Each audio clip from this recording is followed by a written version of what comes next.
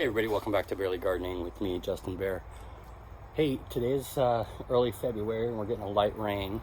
But like I talked about before, now's the time to be doing your composting. So you did your seedlings already, so all your seedlings are being taken care of. Now you come back out to your garden beds and your plants that are in containers, and you just start adding some compost to it. Just building that soil back up, that soil layer. So I'll show you here. Let me turn this around. So again, as you can see, that soil layer, I built it up. So over time, the soil level drops because of rain, compaction, all that kind of stuff. So by adding more soil, you're basically adding another layer to the condo for the bacteria and everybody who lives in this little micro kingdom here that help feed that tree. So what you didn't see is I actually took the leaves that have fallen and I placed them around the tree, and then I buried those leaves to compost underneath the tree.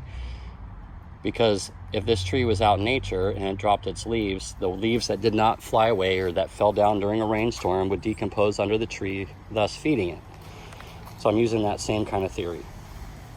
And that's typical with this type of gardening where you're doing as little as possible to get the maximum benefit, is kind of the way I'm looking at barely gardening.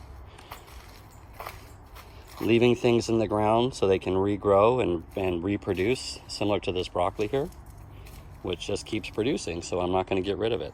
You know, if I was in production, then yeah, I'd probably regrow, and I am regrowing in different areas, so I am continually increasing what I eat and not necessarily what I don't eat. Brussels sprouts, I'm just having a hard time. I don't know. It might be they're opening up. So again, I'm gonna have to look into that and see why. But I have not added compost to this side yet. So that's what I was showing you here. So that's what it looked like before. And you can kind of see the level of dirt. And this is about an 11-inch high raised garden. But this side I've added the compost. And see, I didn't have to add that much.